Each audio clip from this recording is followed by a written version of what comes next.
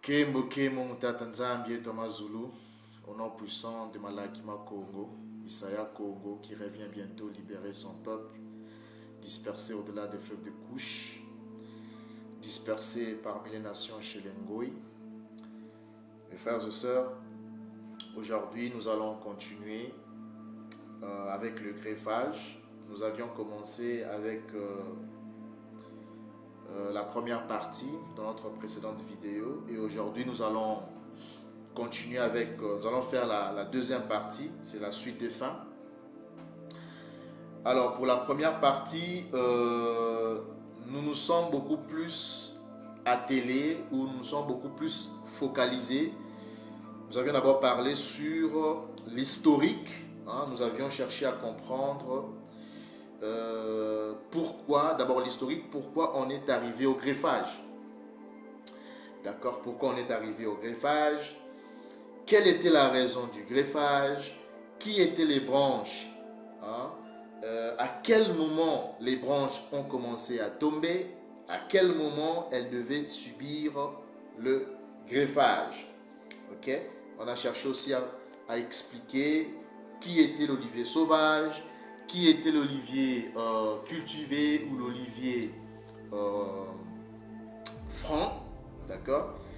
Et aujourd'hui, dans la deuxième partie, nous allons plus vraiment, cette fois-ci, nous allons vraiment entrer ou nous allons plus nous focaliser dans le livre de Romains, le chapitre 11, à partir du verset 11 jusqu'au verset 27, d'accord? Nous allons vraiment plus nous atteler sur le livre de Romains. Alors, sans plus tarder, mes frères et sœurs, nous allons prendre le livre de Romains, le chapitre 11, le verset, nous allons commencer à partir du verset 1er jusqu'au verset 5. Ok? Jusqu'au verset 5. Voilà. Je dis donc, Tata Nzambi a-t-il rejeté son peuple? Loin de là.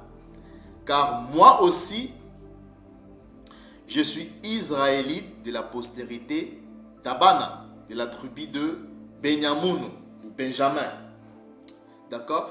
Donc déjà, lorsque nous lisons le livre de Romains, le chapitre 11, le verset 1er, déjà on nous dit que Tata Nzambi n'a pas rejeté son peuple. Il n'a pas rejeté son peuple, loin de là. D'accord? Alors, nous allons chercher à comprendre, parce que quand nous continuons au verset 2, on dit Tata Nzambi n'a point rejeté son peuple. D'accord? Il n'a point rejeté son peuple, qu'il a connu d'avance. Ne savez-vous pas ce que l'Écriture rapporte de lui? Comment il adresse à Tata Nzambi cette plainte contre Isolélé? Seigneur, Yakongo, ils ont tué tes prophètes. Je crois que c'est Tata Nzambi. Ils ont tué tes prophètes. Ils ont renversé tes autels. Moi seul, je suis resté. Et ils cherchent à m'ôter la vie. Mais quelle réponse Tata Nzambi lui donne-t-il? Je me suis réservé 7000 hommes qui n'ont point fléchi les genoux devant Baal. Ici, mes bien-aimés frères et sœurs, l'apôtre Paul fait une analogie, une comparaison, une analogie entre son époque et l'époque d'Élie, le prophète Élie, Nabi Élie. D'accord? Donc, il dit que ce qui s'est passé à l'époque du prophète Élie, quand il fait cette prière, qui Tata Nzambi, ils ont tué tes prophètes, il s'est plaint auprès de Tata Nzambi. Et Tata Nzambi a dit, je me suis réservé 7000 hommes qui n'ont point fléchi les genoux devant Baal. Et l'apôtre Paul il fait cette analogie pour montrer à son peuple que c'est la même situation de son époque aussi. C'est-à-dire que Tata Nzambi n'a pas rejeté son peuple, car il y a un reste. Ces restes-là qu'il avait dit à Élie, ces restes-là, jusqu'à l'époque de l'apôtre Paul, ça continue.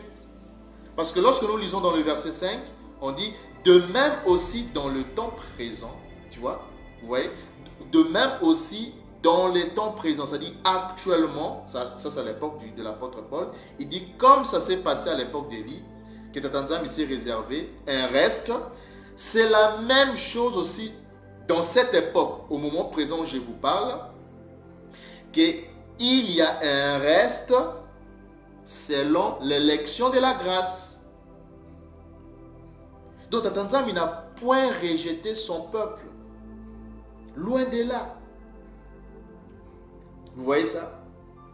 Alors, nous allons chercher maintenant à comprendre. Cherchons à comprendre à qui l'élection était adressée. Parce qu'on dit, il y a un reste selon l'élection de la grâce. Et pour cela, lisons le livre de 2 Pierre. Allons-y dans le livre de 2 Pierre, le chapitre 1er et le verset 10. 2 Pierre, je suis dans 2 Pierre, le chapitre 1er, d'accord, le verset 10. Je veux lire. C'est pourquoi, frères, appliquez-vous d'autant plus à affermir votre vocation et votre élection, car en faisant cela, vous n'ébrancherez jamais. Pierre aussi avertit des gens en disant que même si vous êtes élus, mais restez dans l'affermissement pour que vous ne branchez jamais, c'est-à-dire que vous ne tombiez pas. Donc, il parle de l'élection.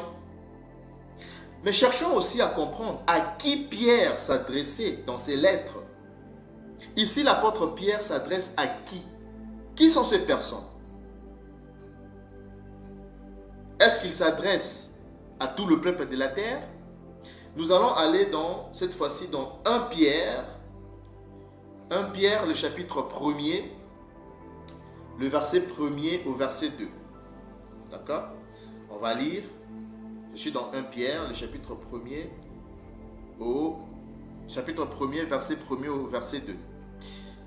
Pierre, apôtre de Isaïe, à ceux qui sont étrangers et dispersés dans le Pont, la Galatie, la Cappadoce, l'Asie et la Bithynie. Vous voyez? Donc Pierre, l'apôtre Pierre, qui est l'apôtre d'Isaïe, s'adressait à ce frère bantou israélite qui vivait dans la diaspora. Parce que le mot dispersé, ici dans notre version, c'est diaspora. Et on a expliqué cela en long et à large dans notre vidéo, là où nous avions parlé sur le bantou grec, dans des Galates, du livre de Galates, le chapitre 3. Vous pouvez regarder cette vidéo, nous avions expliqué cela en long et à large, et nous allons plus encore revenir sur ça. Donc voilà, à ceux qui sont étrangers et dispersés dans la diaspora, qui se trouvent dans des villes comme, il cite les villes où se trouvaient ces bantous du royaume du Nord. Donc dans le Pont, la Galatie, la Cappadoce, l'Asie et la Bithynie. 2. Et qui sont élus selon la préscience de Tata Nzambi, le Père, par la sanctification de l'Esprit, afin qu'ils deviennent obéissants et qu'ils participent à l'aspersion du sang de Isaïe. Que la grâce et la paix vous soient multipliées. Vous voyez, mes bien-aimés frères et sœurs, qu'ici, l'apôtre Pierre, nous avions compris que l'apôtre Pierre s'adressait, tout comme les apôtres en général, s'adressait dans ses lettres, il s'adressait aux bantous israélites qui sont dans la diaspora. Il s'adresse ici aux Bantous israélites qui sont dans la diaspora et qui sont élus selon, c'est-à-dire l'élection. Rentrons maintenant dans Romains, le chapitre 9. Prenons le livre de Romains, le chapitre 9. Nous allons lire à partir du verset 1er, d'accord, verset 1er, jusqu'au verset 5. Nous allons lire. Je dis la vérité en Isaïe. Je ne mens point. Ma conscience m'en rend témoignage par le Saint-Esprit. Je prouve ma grande tristesse et j'ai dans le cœur un chagrin continuel. Car je voudrais moi-même être anathème. Dans d'autres versions, on dit être maudit et séparé de Isaïe pour mes frères, mes parents selon la chair, qui sont les Israélites, à qui appartiennent. Donc, on dit bien mes parents selon la chair, qui sont les Israélites. Ici, on ne parle pas d'Israël spirituel. On l'a déjà expliqué, on ne revient plus là-dessus.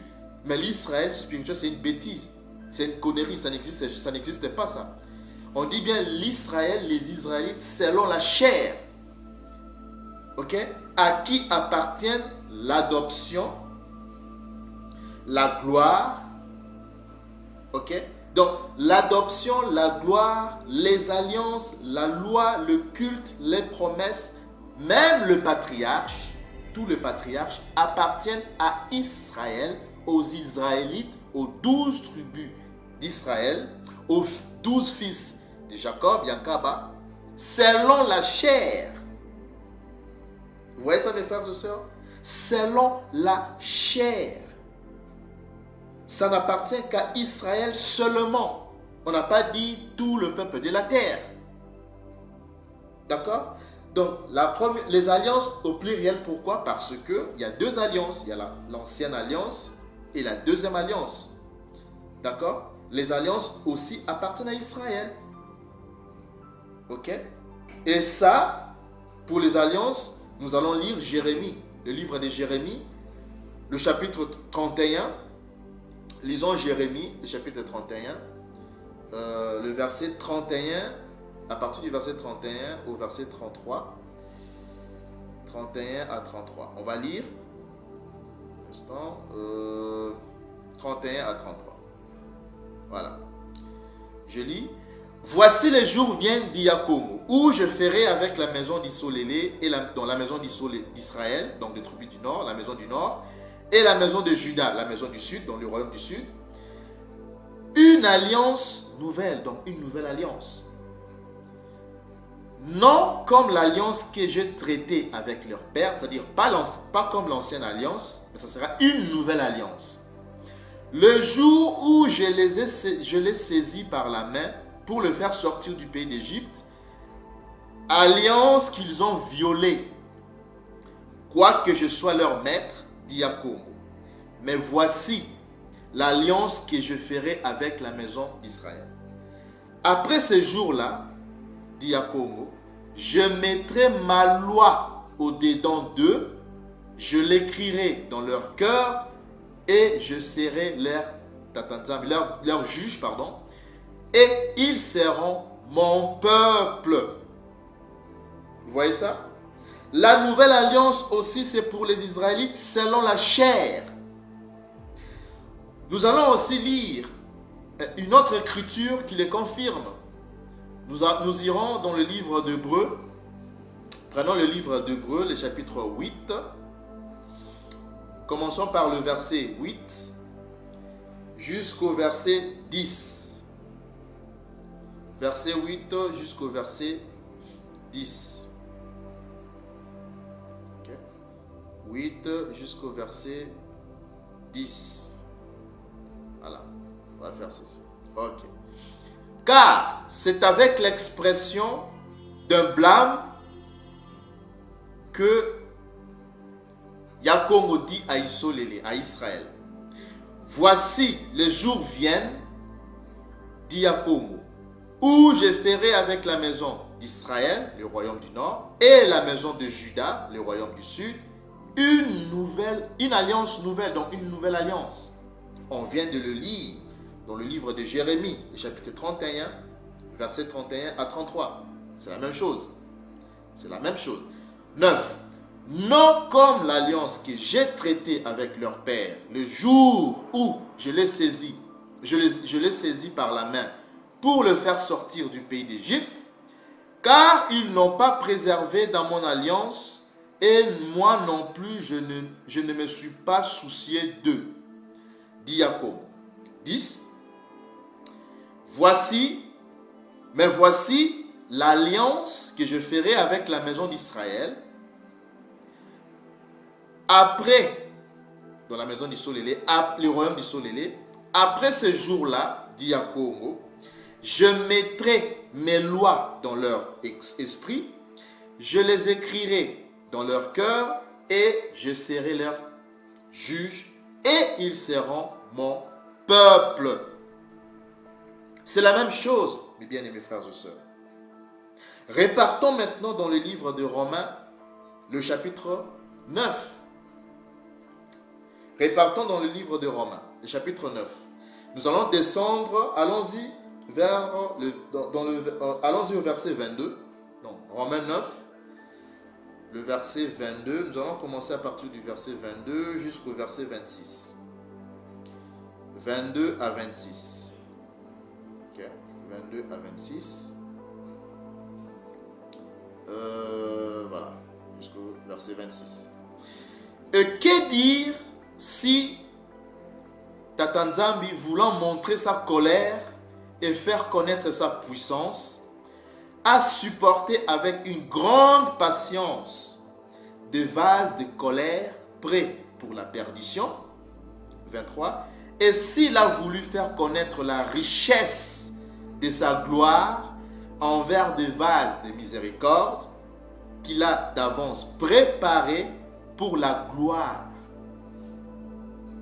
Ainsi, il nous a appelés non seulement d'entre les Juifs, mais encore d'entre le païen. Vous voyez ça, mes frères et sœurs? Donc, ici, on nous parle de vases de colère, qui sont les Édomites, Édom, et le vase de gloire, qui est réservé pour Israël selon la chair. Donc, la gloire, l'adoption, les promesses, les alliances, tout ça appartient à Israël. Même la loi aussi appartient à Israël, mes frères et sœurs. La loi appartient à Israël, ça vous pouvez lire ça dans le livre des Psaumes, le chapitre 147, le verset 19 à 20. Le livre des Psaumes, le chapitre 78, le verset 5 au verset 6. Donc, la gloire, l'adoption, les promesses, la loi, etc. Même le patriarche, tout ça, ça appartient à Israël seulement et à Israël selon la chair. Donc, ici, on nous parle de vase de miséricorde, de gloire, qui est réservé pour Israël, les Israélites selon la chair. Mais regardez là où ça devient encore plus intéressant, le verset 24. Ainsi, il nous a appelés, non seulement d'entre les Juifs, c'est-à-dire la maison de Juda, donc le royaume du Sud, mais encore d'entre le païen, c'est-à-dire le royaume du Nord. Vous allez comprendre pourquoi je dis ça. Pourquoi je dis ça? Selon qu'il est dit dans Osée, maintenant on l'explique pourquoi il appelle son propre peuple. Pourquoi Tata Nzambi appelle son propre peuple aussi le païen? Parce qu'il les a appelés non seulement d'entre les Juifs, mais aussi d'entre les païens. Pourquoi? On donne l'explication au verset 25. Selon qu'il est dit dans Osée, dans le livre d'Osée, j'appellerai mon peuple celui qui n'était pas mon peuple, et bien-aimé celle qui n'était pas la bien-aimée. 26. Et là où on leur disait, vous n'êtes pas mon peuple, ils seront appelés fils de Tata Nzambi. Fils de Tata Nzambi. Vous voyez ça? Donc, nous allons aussi chercher, parce que si l'apôtre Paul fait mention du livre d'Osée, nous allons aller vérifier aussi dans le livre d'Osée où est-ce que l'apôtre Paul tire cette écriture. Nous allons vérifier ça dans le livre d'Osée. Est-ce que c'est vrai, c'est vraiment ça? C'est vraiment correct? Oui, allons-y dans le livre d'Osée. Prenons le livre d'Osée, le chapitre 1er. Nous allons commencer à partir du verset 1er jusqu'au verset 9. Je suis dans le livre d'Osée, Osée chapitre 1er. Osée, le chapitre 1er. Attendez un instant. Osée, le chapitre 1er. Commençons à partir du verset 1er. D'accord? Jusqu'au verset, donc verset 1er jusqu'au verset 9. Alors, allons-y. La parole de Yakongo fut adressée à Osée, fils de Béri, au temps d'Osias, de Jotham, d'Akaz, d'Ézéchias, roi de Juda, et au temps de Jéroboam, fils de Joas, roi d'Israël. La première fois que Yakongo adressa la parole à Osée, Yakongo dit, voilà, Yakongo dit, non, c'est Tatanzambi qui parle ici. Hein. Tatanzambi dit à Osée, va, prends une femme prostituée et des enfants de prostitution. D'accord? Car le pays se prostitue. Il abandonne Tatanzambi. Il alla, il prit Gomer, fille d'Iblaïm, elle conçut et lui enfanta un fils. Et Tatanzambi lui dit, parce que Tatanzambi parle toujours à travers Yakob, appelle-le du nom de Jisraël, car encore un peu de temps et je châtierai la maison de Jéhu par le sang versé à Jisraël. Je mettrai fin au royaume de la maison d'Israël, dans le royaume du nord, les 10 tribus du royaume du nord. En ce jour-là, je briserai l'arc d'Israël dans la vallée de Jisraël. Donc ici on parle du royaume du nord, les 10 tribus du nord. D'accord? Donc ici, Tatanzambi qui parle à Osée, qui lui dit de prendre une femme prostituée, et cette femme prostituée va donner un enfant, un fils à Osée. Et le Tatanzambi dit, il ordonne à Osée de donner le nom à cet enfant, le nom de voilà, on dit il alla, il prit Gomer, fille de Débaï, elle conçut, voilà, et lui enfantant un fils. Et Tatanzambi lui dit, appelle le nom de Jisraël. Ok? Et il dit pourquoi? Car encore un peu de temps, je châtierai la maison de Jéhu par le sang versé de Jisraël, à Jisraël. Et je mettrai fin au royaume du nord, aux 10 tribus du nord. En ce jour-là, je briserai l'arc d'Israël dans la vallée de Jisraël. Et on continue au verset 6 jusqu'à 9. Elle conçut de nouveau, donc la prostituée là a encore donné un enfant à Osée. Elle enfanta une fille, cette fois c'était une fille, c'est une fille. Et Tatanzambi dit à Osée, donne-lui le nom de Rukama, car je n'aurai plus pitié de la maison d'Israël, je ne lui pardonnerai plus. Vous voyez? Mais j'aurai pitié de la maison de Juda. Vous voyez ça? Donc, ici, nous voyons que Tatanzambi dit qu'il n'aura plus pitié de la maison d'Israël. C'est-à-dire, il ne considère pas c'est-à-dire, il y a une séparation. Ok? Il fait une séparation entre la maison, donc le royaume du nord et le royaume du sud. Il ne veut plus du royaume du nord. Il veut se séparer du royaume du nord. Il dit, mais j'aurai pitié de la maison de Juda. Je les sauverai par Yakob, leur tout-puissant. Et je ne les sauverai ni par l'arc, ni par l'épée, ni par les combats, ni par les chevaux, ni par les cavaliers. Elle sèvera l'Orukama, puis elle conçut un troisième fils, enfantant un fils, la prostituée, elle enfantant un fils, et Tata Nzambi dit, donne-lui le nom de Loami,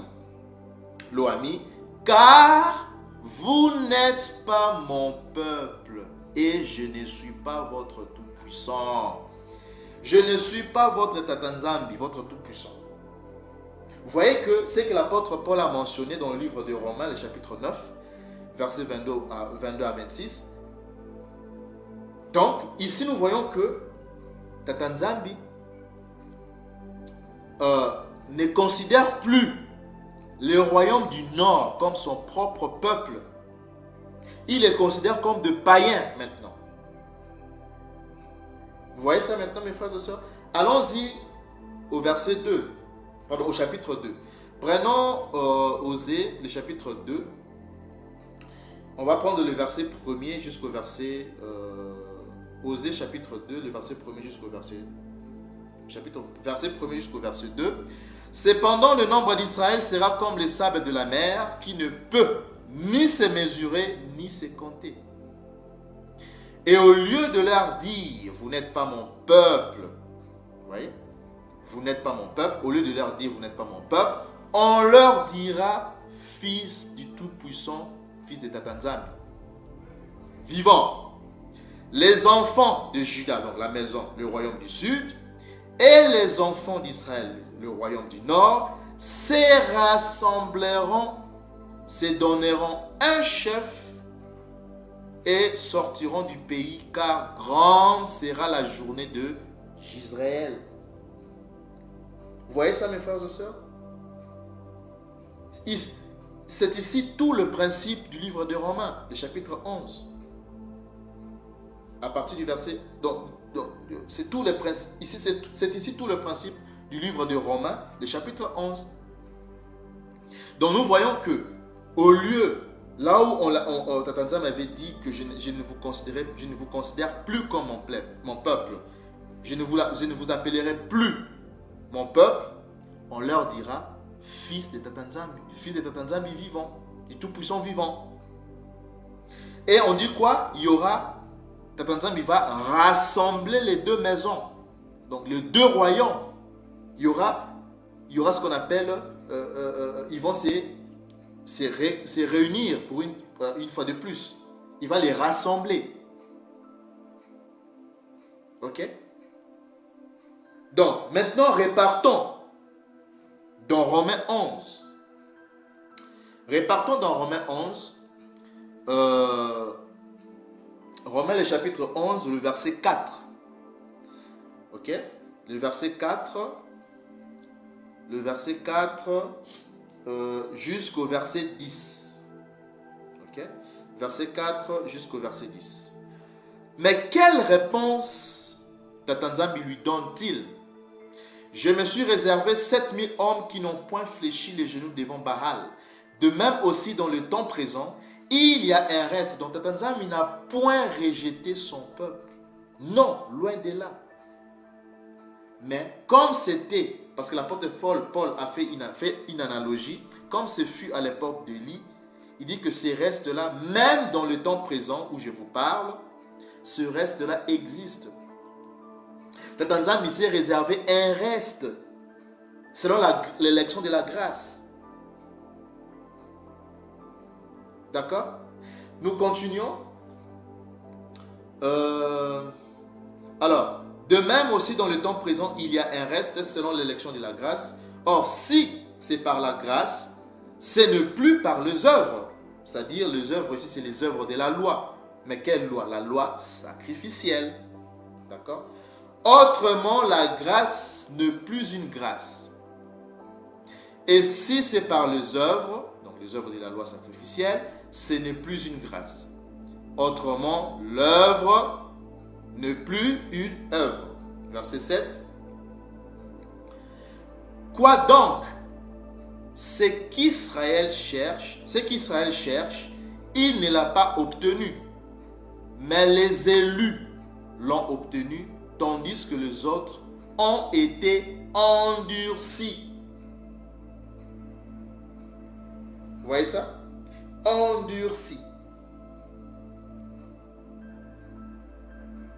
Tandis que les autres ont été endurcis, c'est-à-dire c'est du royaume du sud. Pourquoi je dis ça? Lisons d'abord la suite. Nous devons aller jusqu'au verset 10. On dit, selon qu'il est écrit, c'est le verset 8, le verset 8, selon qu'il est écrit, Tatanzambi leur a donné un esprit d'assoupissement, des yeux pour ne point voir et des oreilles pour ne point entendre jusqu'à ces jours.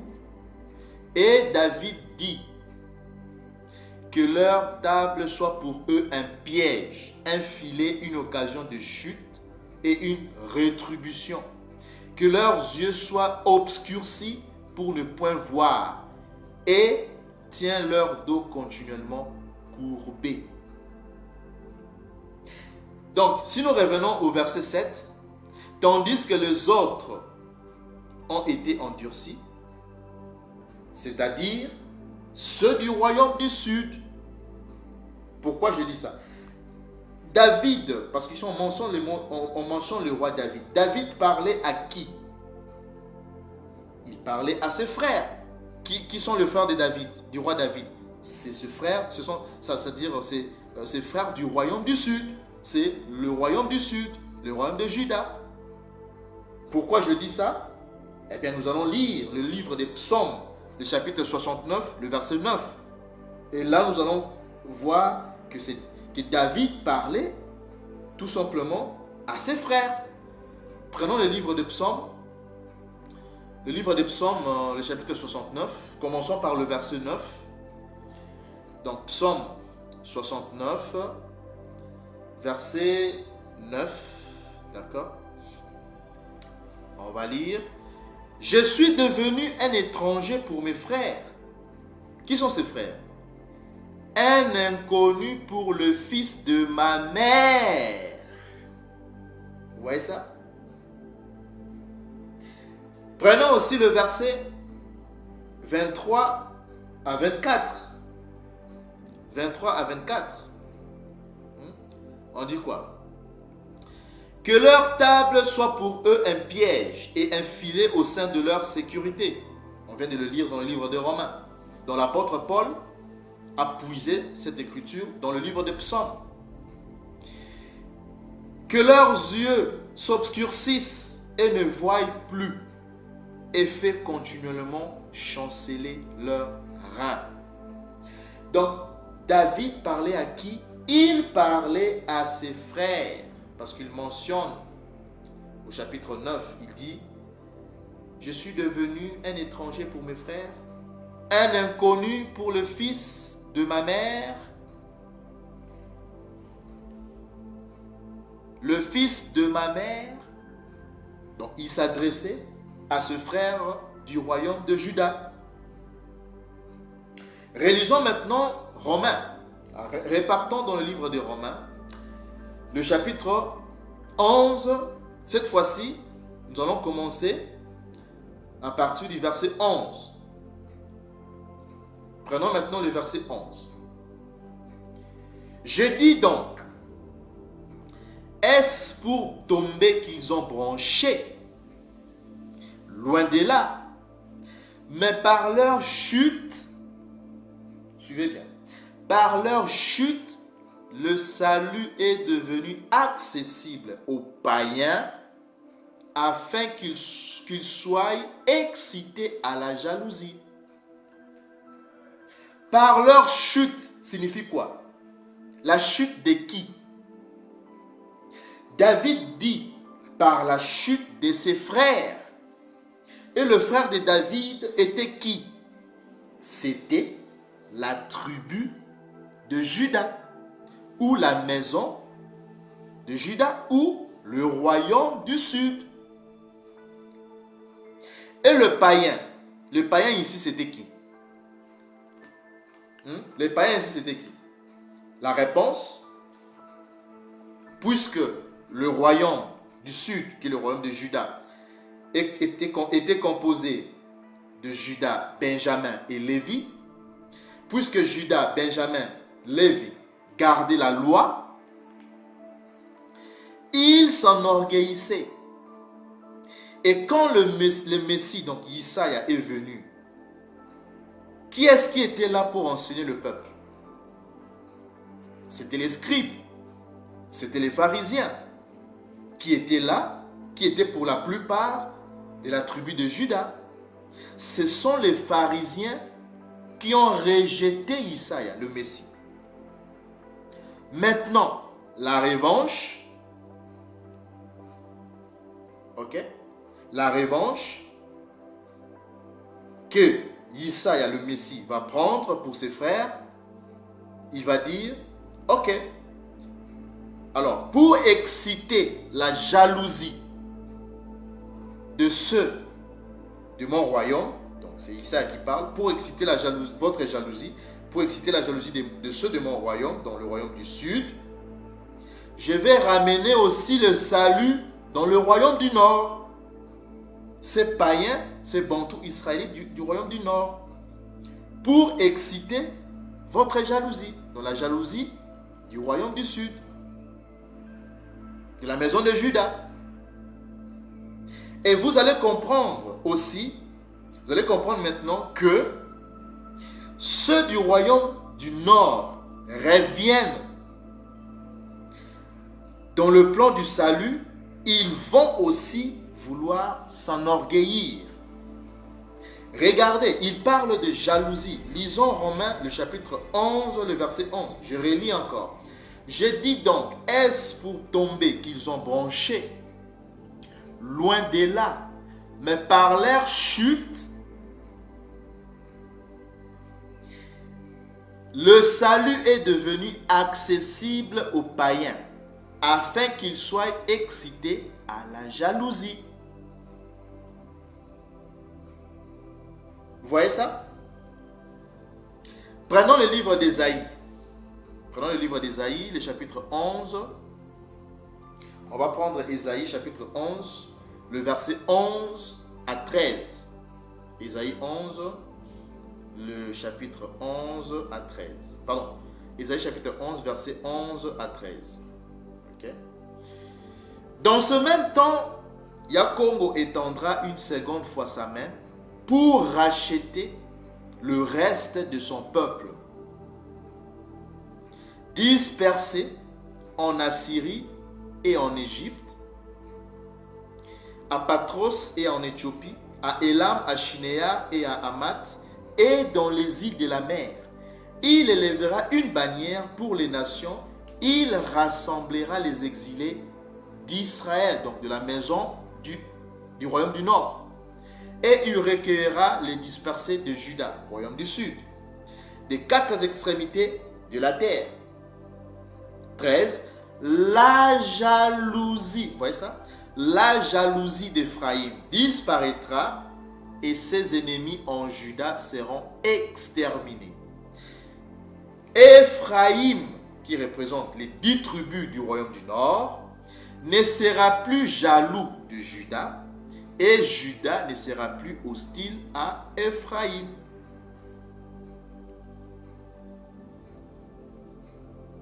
Vous voyez ça? Donc, il faut comprendre que les autres peuples là qui vivaient dans les autres contrées, c'est-à-dire en Grèce, on a déjà parlé de ça dans la vidéo, le bantou grec. Ces bantous qui vivaient dans la Grèce, tout ça qui était dispersé, qui vivaient dans la diaspora, Grèce, Rome, tout ça, Éphèse. C'était des bantous israélites du royaume du nord. Du royaume d'Israël, du royaume du nord. Donc le Père dit qu'il va le faire revenir dans le plan du salut. Le greffer à l'arbre, le greffer à l'olivier sauvage, naturel. Vous voyez ça? À leur faire, c'est-à-dire à le faire revenir dans le plan du salut, à le greffer à l'olivier sauvage. On a expliqué ça dans notre vidéo précédente. Vous voyez? Donc, revenons. Maintenant, répartons dans Romains, le chapitre 11. Commençons, prenons maintenant... prenons un autre mystère. Nous allons prendre un autre mystère de l'enfant prodige. Vous allez comprendre quelque chose. Nous allons expliquer le mystère de l'enfant prodige. Nous allons prendre Luc. Luc, le chapitre 15, le verset 11 jusqu'au verset 32. On va parler du fils prodige, l'enfant prodige. Ok? Alors, je lis. Vous connaissez déjà l'histoire, donc on va lire. Donc, il dit encore, un homme avait 2 fils.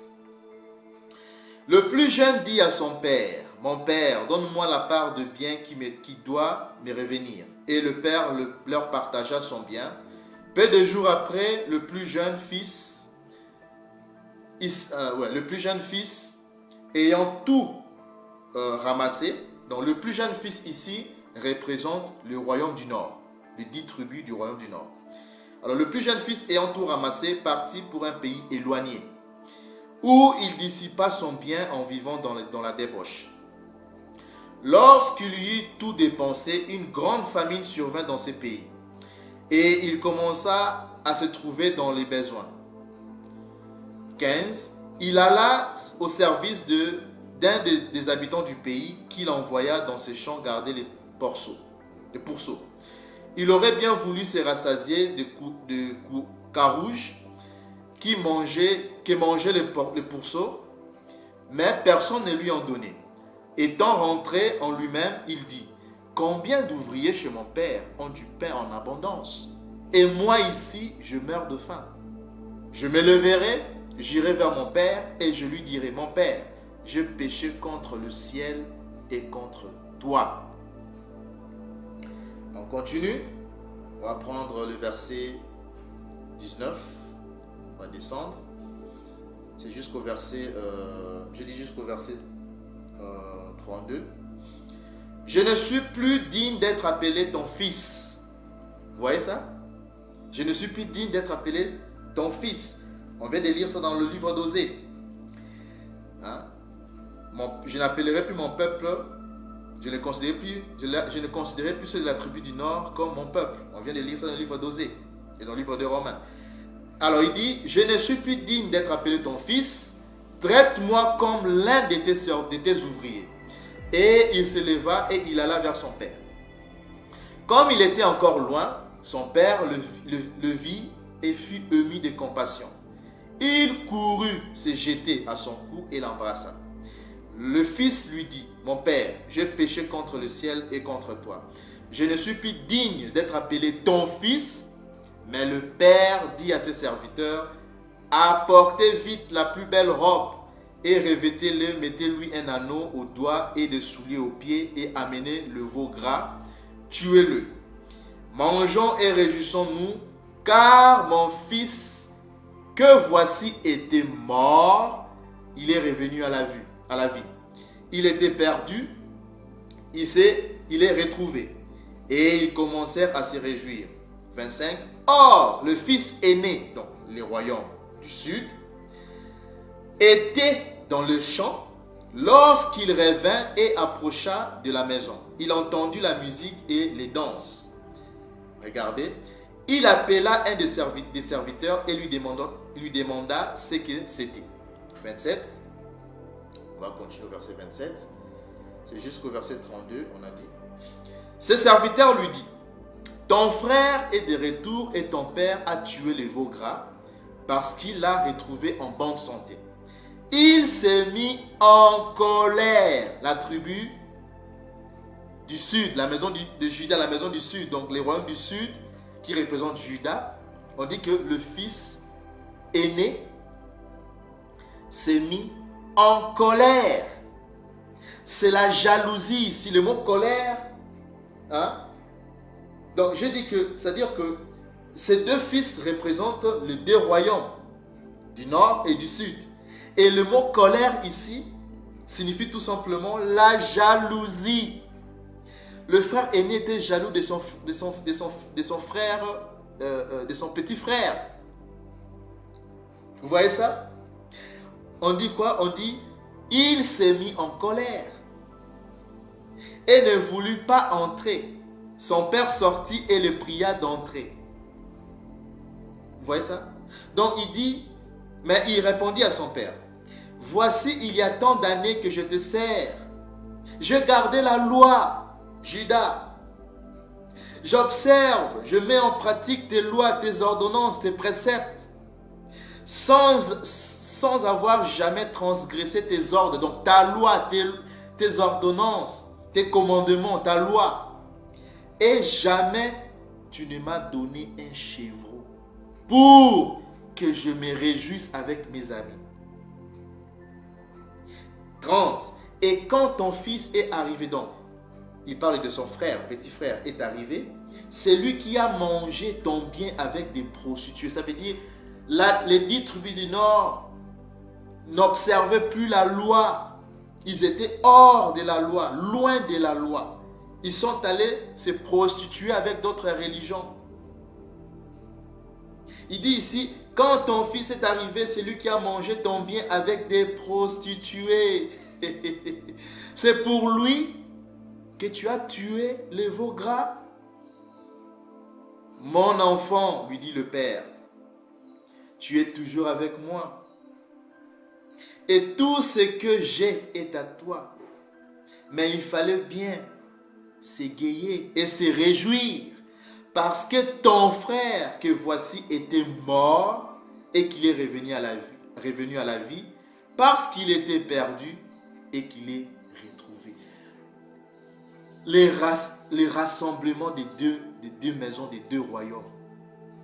Judas, qui représente le fils aîné, était jaloux de son frère parce qu'il gardait la loi.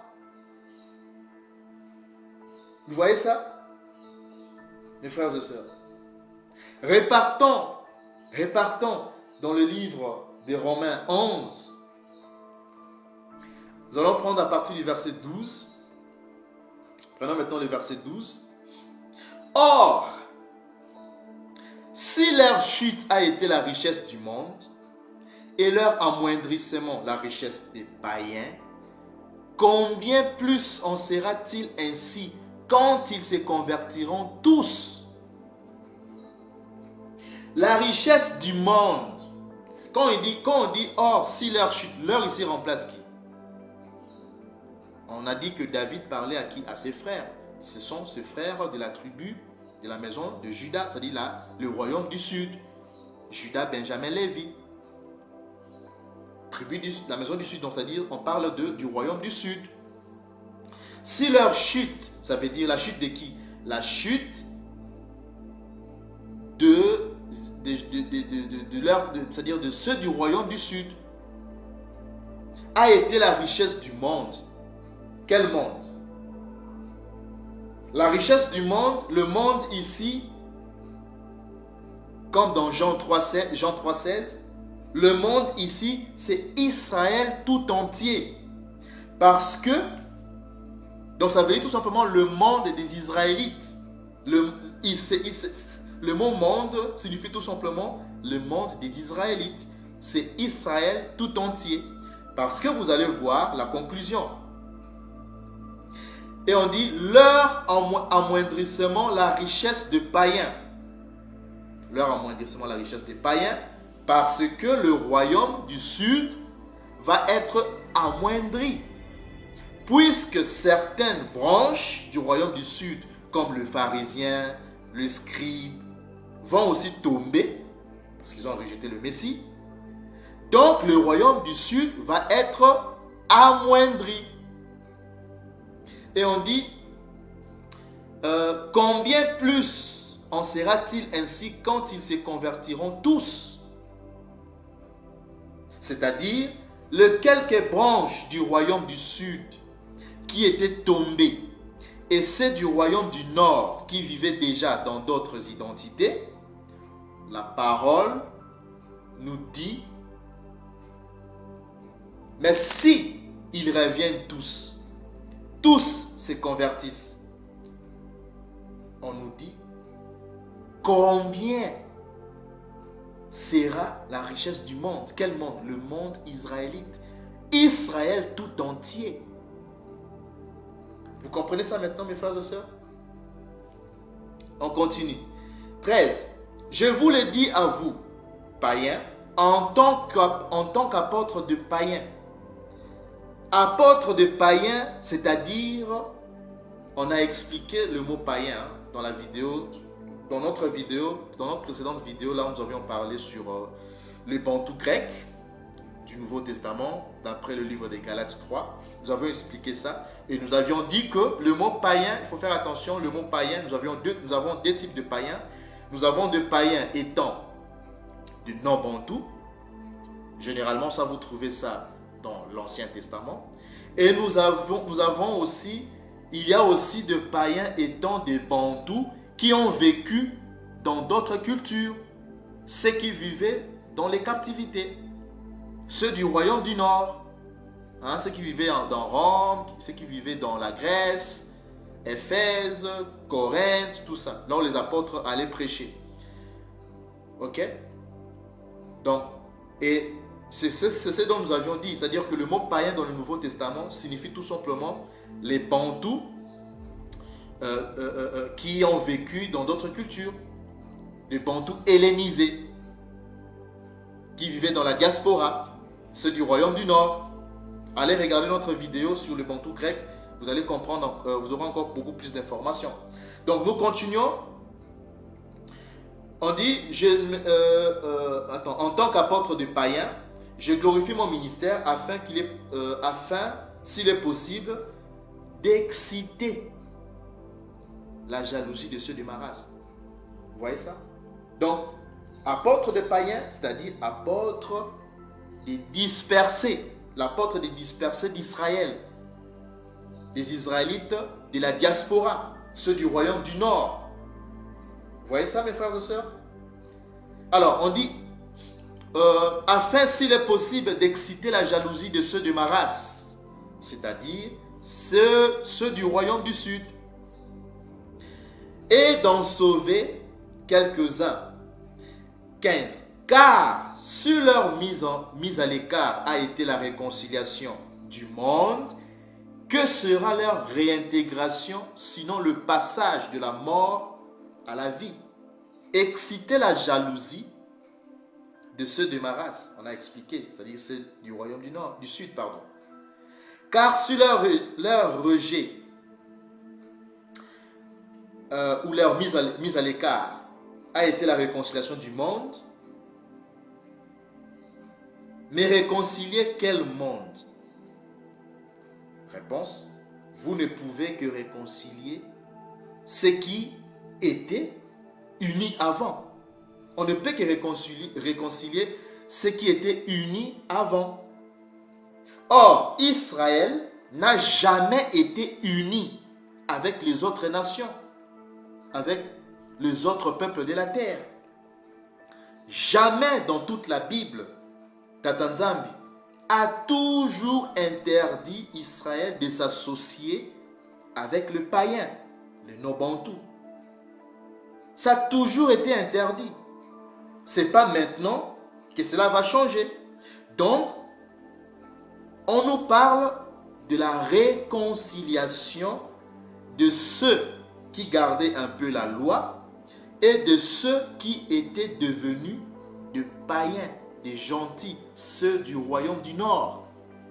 Ces bantous qui vivaient dans la diaspora, ceux du royaume du Nord. La preuve que le royaume du Nord était devenu des gentils, des païens. Ça, nous allons lire ça dans le livre de Matthieu, le chapitre 4, le verset 12 à 15. On peut lire ça. Matthieu chapitre 4. Matthieu le chapitre 4, le verset 12 à 15. Nous allons lire ça. Voilà. Voilà. Isaïa ayant appris que Yokana, Jean, avait été livré, se retira dans la Galilée. Il quitta Nazareth il vint demeurer à Capernaum, situé près de la mer dans les territoires des Zaboulon et Naphtali. Retenez bien ça. Vous savez bien que Zaboulon et Naphtali font partie des 10 tribus du royaume du Nord. 14. Afin que s'accomplisse ce qui avait été annoncé par Ésaïe le prophète. 15. Le peuple de Zaboulon et de Naphtali, de la contrée voisine de la mer, du pays au-delà du Jourdain, et quoi? Et de la Galilée de païens. De la Galilée de païens. Donc le mot gentil païen ici se réfère aux 10 tribus. Ça se réfère aux 10 tribus du royaume du Nord. Répartons maintenant dans Romains 11. Cette fois-ci, nous allons prendre le verset 16. On continue au verset 16. On va lire le verset 16. Or, si les prémices sont saintes, la masse l'est aussi. Et si la racine est sainte, les branches le sont aussi. Si les prémices sont saintes, la masse l'est aussi. Et si la racine est sainte, les branches le sont aussi. Mais c'est qui la racine? Qui est la racine? La réponse, c'est le Messie. C'est Isaïe. Pourquoi? Lisons Ésaïe, le chapitre 11. Ésaïe, le chapitre 11. Nous allons commencer à partir de Ésaïe, chapitre 11, le verset 1er. Ésaïe 11, le verset 1er. Vous allez comprendre quelque chose. Pourquoi je dis que c'est Isaïe à la racine. Alors, puis un rameau sortira du tronc d'Isaïe. Isaïe, c'était le père de David. Et un rejeton naîtra de ses racines. Ouais. Un rejeton naîtra de ses racines. Vous savez que le Messie est sorti de la tribu de... Il est de la tribu de Juda, de la descendance de David. Prenons le verset, descendons vers le verset 11. Du verset... non, qu'est-ce que je dis? Verset 10, pardon. Prenons le verset 10. Verset 10. Vous allez comprendre quelque chose ici. En ces jours, on dit le rejeton. C'est le rejeton dont on a parlé au verset 1er. En ces jours, le rejeton d'Isaïe sera là comme une bannière pour le peuple. Les nations se tourneront vers lui et la gloire sera sa demeure. Ces rejetons-là d'Isaïe, le fils de David, on parle de la personne du Messie, de Isaïe. C'est lui la racine. Vous voyez ça? Prenons Luc. On va prendre le livre de Luc, le chapitre 15. Non, on va prendre Luc 11, pardon. Luc 11. Non, prenons Luc 11, pas 15. On va prendre Luc 11.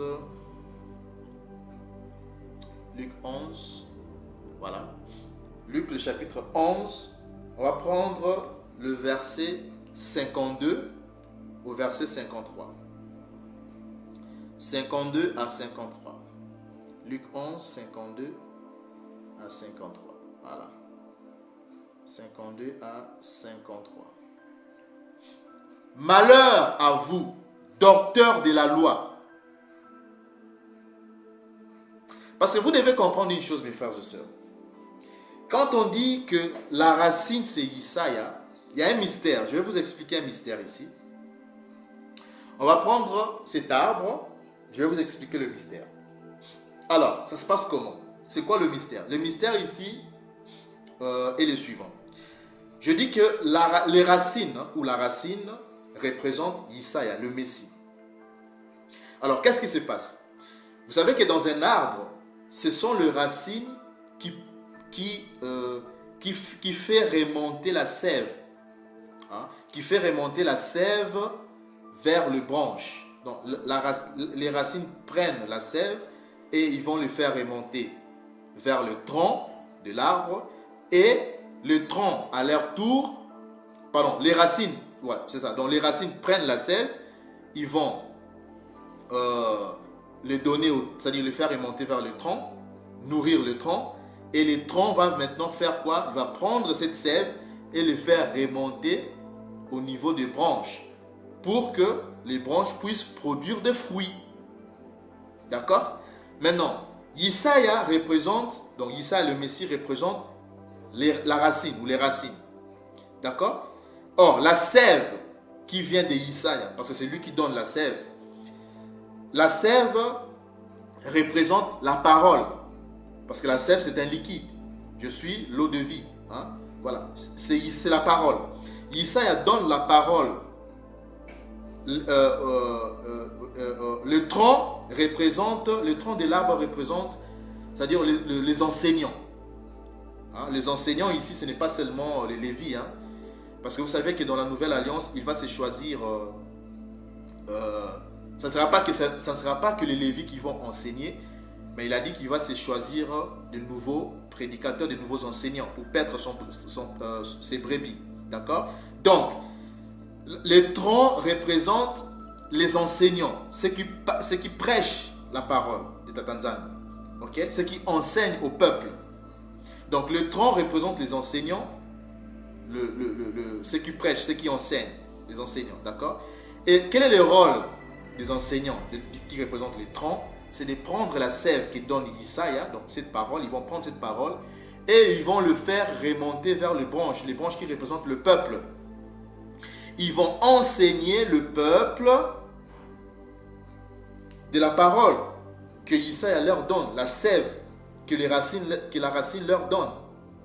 D'accord? Maintenant, si la sève de l'arbre n'est pas une bonne sève, eh bien, quand le tronc va prendre cette sève, si la sève n'est pas bonne, eh bien, le branche ne va pas produire de bons fruits. Vous comprenez ça? C'est un mystère. Donc, ça veut dire quoi? Il faut que nous ayons de bons enseignants, de bons prédicateurs pour que nous ayons de bons fruits. Souvenez-vous, tout arbre qui ne produira pas de bons fruits, qui ne produira pas de fruits sera coupé. D'accord?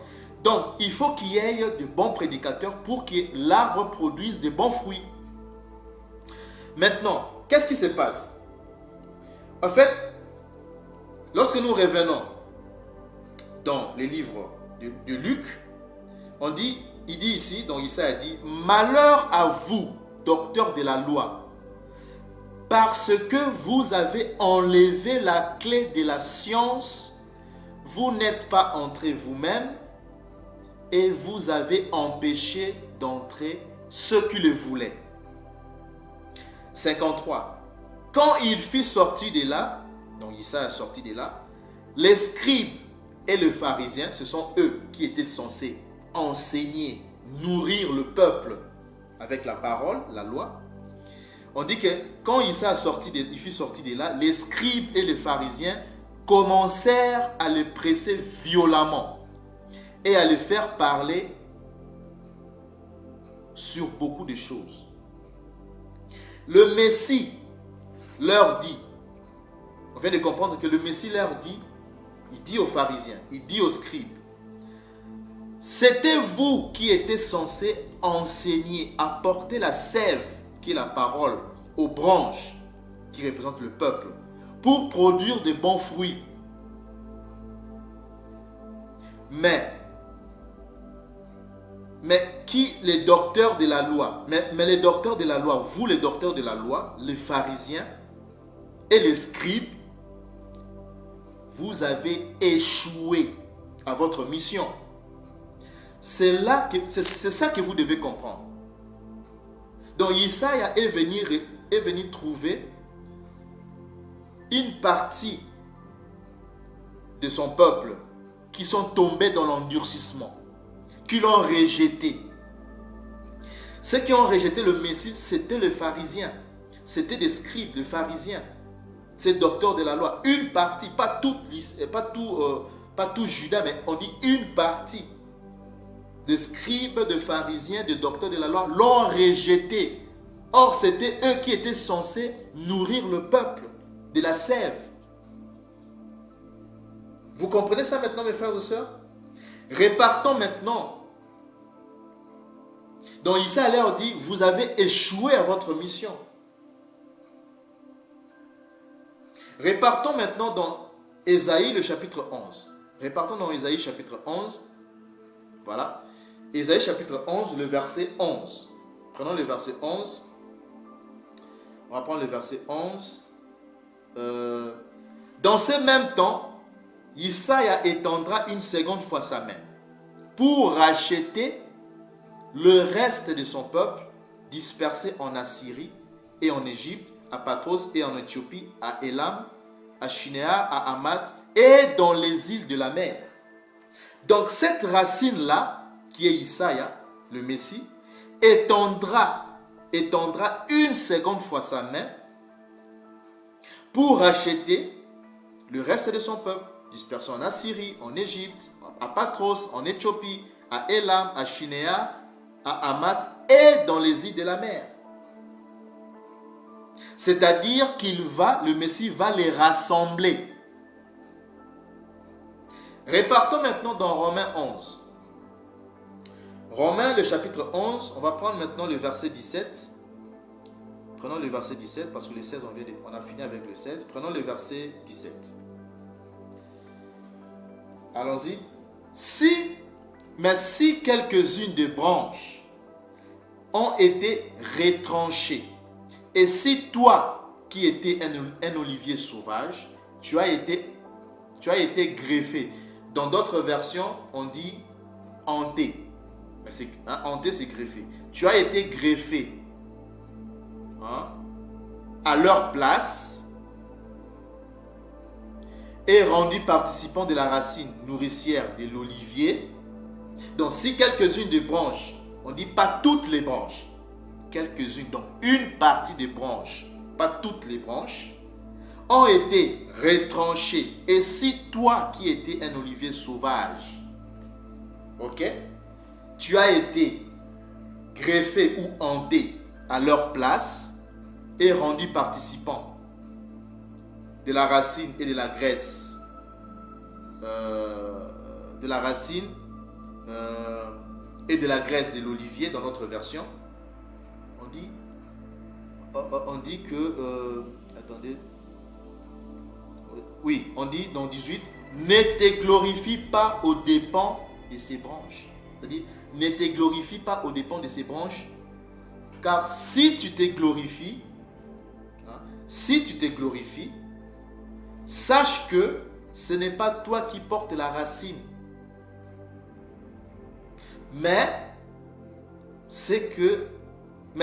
que c'est la racine qui te porte. Alors, le mystère ici, c'est quoi? C'est quoi le mystère ici? C'est quoi le mystère ici? Mes frères et sœurs, c'est quoi le mystère ici?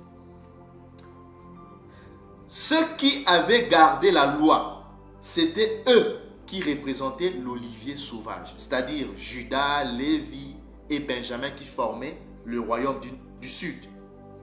L'olivier franc ou l'olivier cultivé, c'est-à-dire ceux qui vivaient dans d'autres cultures,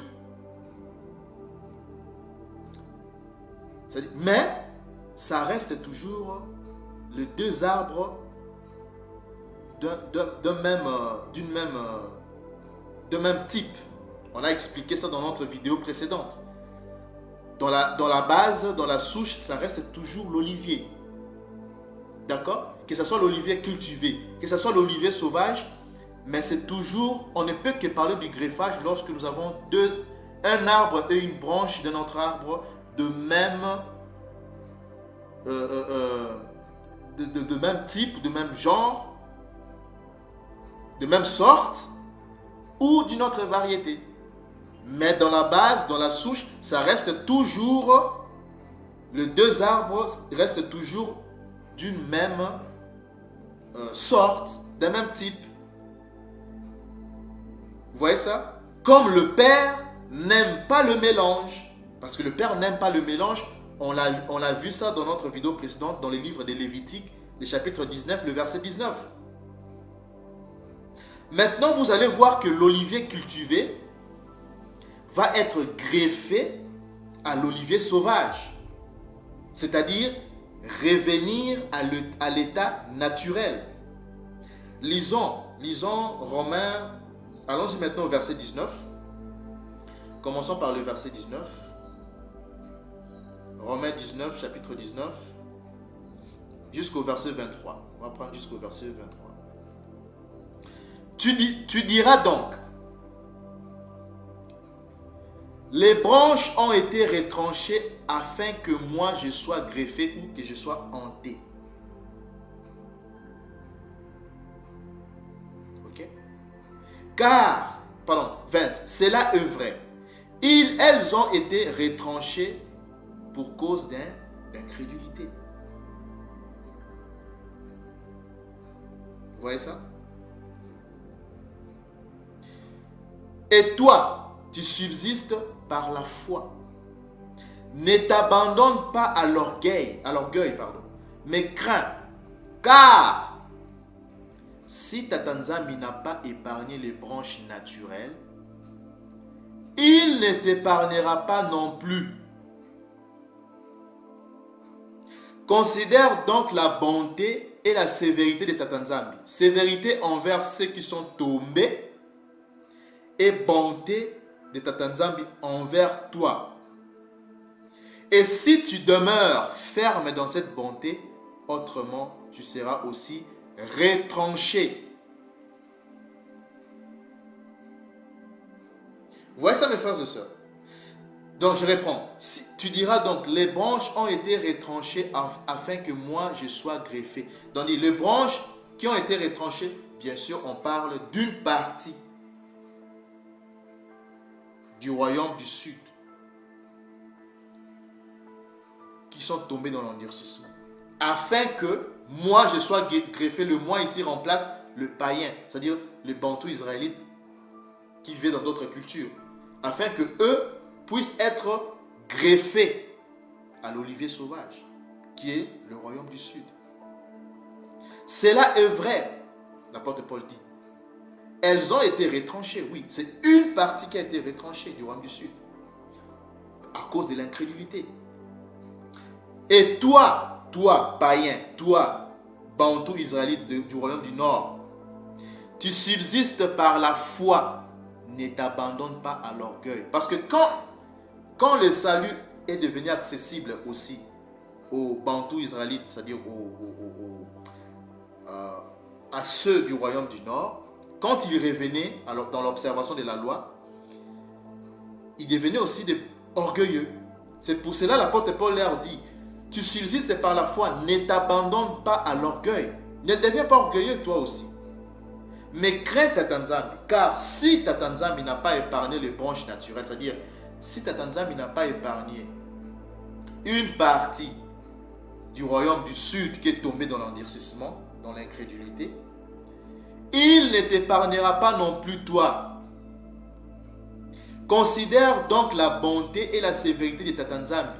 Sévérité envers ceux qui sont tombés et bonté de Tata Nzambi envers toi. Si tu demeures ferme dans cette bonté, autrement tu seras aussi retranché. Verset 23. Eux de même, s'ils ne persistent pas, c'est-à-dire eux aussi, ceux du royaume du sud, ceux du royaume du sud, s'ils ne persistent pas dans l'incrédulité, ils seront greffés. Car Tata Nzambi est puissant pour les greffer de nouveau.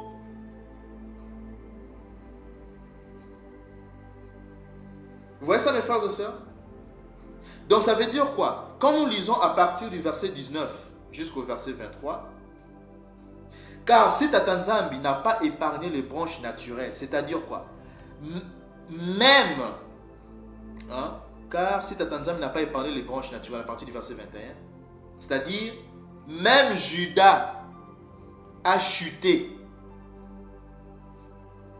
Si Judas, qui est l'olivier sauvage, qui représente l'olivier sauvage, n'a pas été épargné par la chute, mais toi, qui es déjà cultivé, donc vous les royaumes du nord là, vous les Bantous israélites du royaume du nord, qui n'observez plus la loi, hein, vous qui représentez l'olivier cultivé, vous là, qui revenez dans l'observation de la loi, on va faire quoi avec on va faire quoi avec toi? Tatanzan va faire quoi avec toi? S'il n'a pas épargné ceux du royaume du sud, et toi qui reviens dans l'observation de la loi, dans la mise en pratique de la loi, il va faire quoi avec toi? Vous voyez ça? Donc, eux tous, au départ, étaient l'olivier, ils représentaient l'olivier sauvage. Ils étaient l'olivier sauvage. Eux tous, au départ. Nous allons prendre ça dans le livre, nous allons prendre ça dans le verset 24. Lisons le verset 24. Si toi, tu as été coupé de l'olivier sauvage, donc vous les royaumes du nord, vous avez été coupé de l'olivier sauvage, selon sa nature, et greffé contrairement à ta nature sur l'olivier franc, à plus forte raison, eux seront-ils greffés selon leur nature sur leur propre olivier. Selon leur propre nature, sur leur propre olivier, c'est-à-dire, eux au moins, n'ont pas oublié la loi, malgré qu'ils sont tombés, mais ils n'ont pas oublié la loi. Ils ont gardé toujours cette nature-là, mais toi, tu reviens à l'arbre naturel, à l'olivier sauvage, toi, vous les royaumes du Nord, en étant cultivé. Maintenant, le fait que l'olivier franc ou cultivé revient s'unir à l'olivier sauvage ou naturel, c'est ça la richesse du monde israélite, donc de l'Israël tout entier. Ce monde-là, ce Israël tout entier. Regardons maintenant la conclusion. Pourquoi il va avoir greffage? On va prendre le verset 25 et le verset 26. On va lire. Car je ne veux pas, frères, que vous ignorez ces mystères. L'apôtre Paul est clair. Vous devez savoir une chose, mes frères et sœurs. L'apôtre Pierre nous avertit déjà que quand vous lisez le lettre de l'apôtre Paul, il y a des points extrêmement difficiles à comprendre. Il y a beaucoup de mystères. Alors, il faut faire très attention quand vous lisez les lettres de l'apôtre Paul. Au risque de vous créer votre propre ruine. Ça, vous la lirez dans 2 Pierre, le chapitre 3, le verset 16. Là où l'apôtre Pierre avertit de faire très attention dans les lettres de Paul, car il y a des points extrêmement difficiles à comprendre. Il y a des mystères. Et l'apôtre Paul dit au verset 25, Romains 11, 25, « Car je ne veux pas, frères, que vous ignorez ces mystères, afin que vous ne vous regardiez point comme sages. » Ok? Une partie d'Israël est tombée dans l'endurcissement, jusqu'à ce que la totalité de païens soit entrée. 26. Et ainsi, tout Israël, on n'a pas dit une partie, on a dit tout Israël sera sauvé. On n'a pas dit toutes les nations de la terre. Toutes les nations, pardon, de la terre. On n'a pas dit toutes les nations de la terre. On n'a pas dit tout le peuple de la terre. Mais on a dit tout Israël sera sauvé. Selon qu'il est écrit, les libérateurs viendra de Sion et il détournera de Jacob les impiétés. On dit bien, il détournera de Jacob. Jacob représente les 12 tribus. On ne parle pas de toutes les tribus de la terre ou toutes les nations de la terre ou tout le peuple de la terre. On dit il détournera de qui? De Jacob. Jacob, les impiétés. Comment vous pouvez dire que les greffages concernent tout le monde? On dit bien ici de Jacob. On dit ainsi tout Israël. Pas toutes les nations, tout le peuple de la terre, tout Israël. Et il détournera de Jacob. On dit bien Jacob, les impiétés. Donc quand vous lisez la conclusion,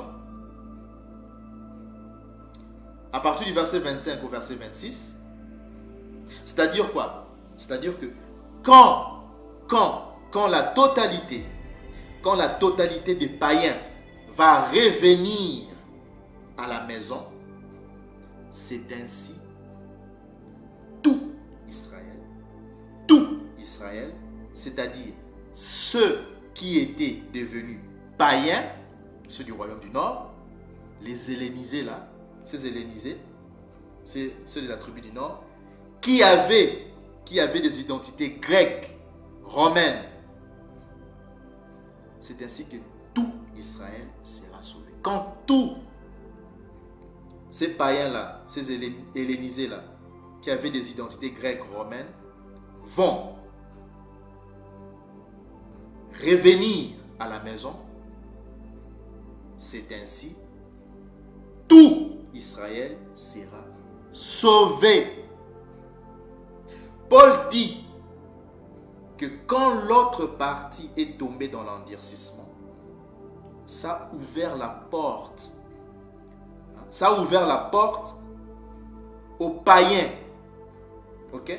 Quand l'autre partie est tombée dans l'endurcissement, c'est-à-dire une partie du royaume du Nord, pardon, du royaume du Sud, quand une partie du royaume du Sud est tombée dans l'endurcissement, ça a ouvert la porte aux païens, à ceux du royaume du Nord, c'est-à-dire aux Israélites du royaume du Nord. Quand vous allez revenir à l'olivier sauvage, c'est ainsi que tout Israël, on ne dit pas que c'est Israël mélangé aux nations, aux païens, aux non-bantous, non. Mais on dit, c'est ainsi que tout Israël sera sauvé. Selon qu'il est écrit, le libérateur viendra de Sion. Et il détournera de Jacob, on dit bien Jacob, les impiétés. Les impiétés signifient quoi? Le manque de respect de la loi de Jacob. On n'a pas dit, on dit de Jacob, on n'a pas dit il détournera des nations. On dit il détournera de Jacob, mais pas des nations. Maintenant, entrons dans le mystère du greffage qui avait déjà été prophétisé dans l'Ancien Testament. Parce que vous devez savoir que l'apôtre Paul n'est pas le premier à parler du greffage. Ça, nous allons lire ça dans Ézéchiel. Prenons le livre d'Ézéchiel, le chapitre 37. Nous allons commencer à partir du verset 15. Ézéchiel, le chapitre 37, le verset 15. Ézéchiel avait prophétisé le greffage. On va lire. La parole de Yakongo me fit adresser en ce mot. Fils, et toi fils de l'homme, Benamuntu, prends une pièce de bois. Le bois ici représente l'arbre. Une branche.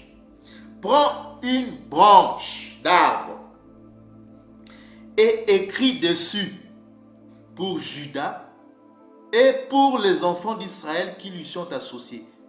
Qui sont les enfants d'Israël qui sont associés à Juda? C'est Benjamin et Lévi. Prends une autre pièce de bois, c'est-à-dire prends une autre branche d'arbre et écris dessus pour Joseph, bois d'Éphraïm. Parce que Éphraïm représente, c'est lui qui représente les 10 tribus du Nord. Donc pour Joseph, bois d'Éphraïm et de toute la maison d'Israël qui lui est associée. Qui sont associés à Éphraïm? C'est les 9 tribus qui restent. Les 9 tribus du Nord. Okay? Les 9 tribus du Nord. 17. Rapproche-le l'une et l'autre pour en former une seule pièce, c'est-à-dire un seul arbre. Rapproche les 2 branches. Les greffages, c'est quoi? Les greffages, c'est lorsque vous rapprochez des branches. Vous racolez des branches, vous les mettez ensemble. C'est ça qu'on appelle le greffage. On dit rapproche-le l'une et l'autre pour en former une seule pièce, un seul bois, c'est-à-dire un seul arbre, un seul olivier. Un seul olivier. Bien sûr, l'olivier naturel, sauvage. Que ça redevienne comme à l'état initial.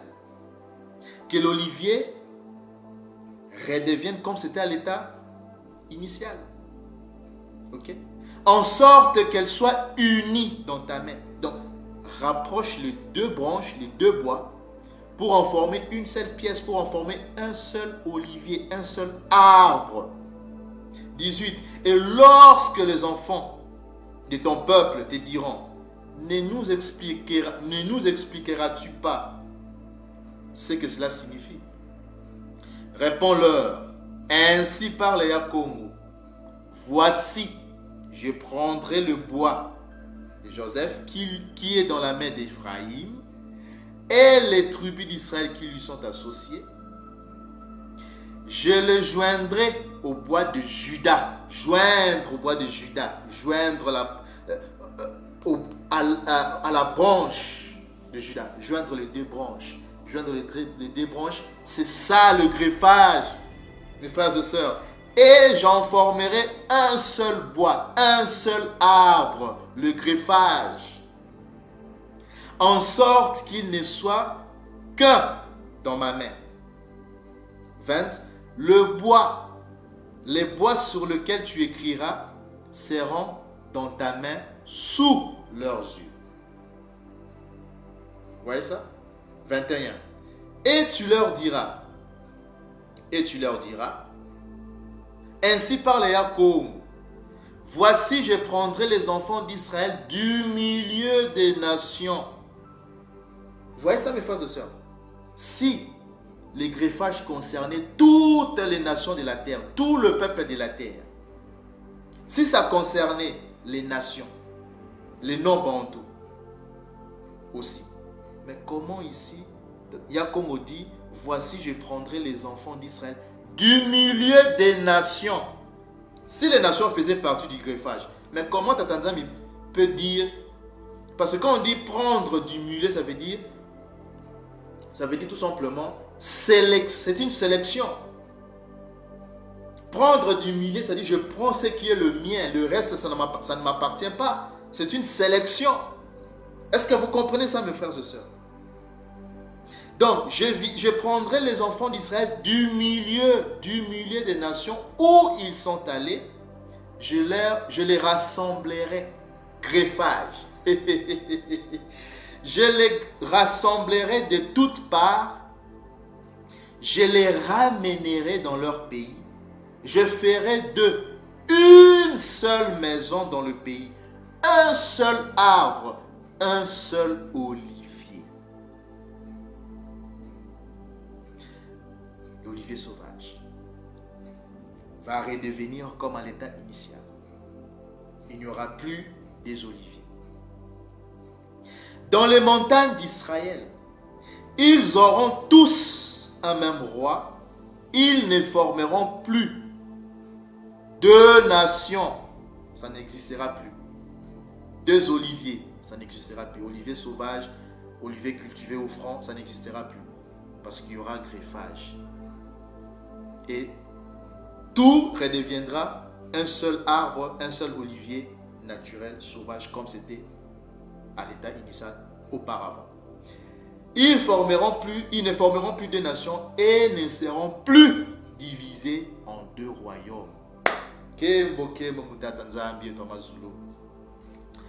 bien aimés frères et sœurs, vous devez savoir comme conclusion que le greffage ne concerne pas les nations, ne concerne pas tout le peuple de la terre, ne concerne pas les non-bantous, mais ça concerne le peuple d'Israël, les bantous.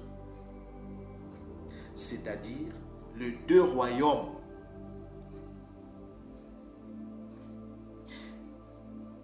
Les Israélites qui sont devenus païens, ceux de la tribu du Nord, les bantous de la tribu du Nord, eux, quelques Israélites qui gardaient la loi, qui devaient revenir ensemble pour former un seul bois, un seul arbre, et le fils de David étant leur maître, leur roi, la personne du Messie, Yesaya Congo, hein? Yesaya Congo, leur Messie, leur roi, leur maître. L'Israël spirituel, je répète bien, l'Israël spirituel n'existe pas. C'est une supercherie, c'est une idiotie, une bêtise, c'est des âneries. Aucun fils des nations n'a été greffé à l'olivier sauvage. Ça n'existe pas. Et on a fini cette leçon sur le greffage, mes frères et sœurs. Partagez nos vidéos et Kéa Congo règne et son peuple libantou avec Essalama Matondo.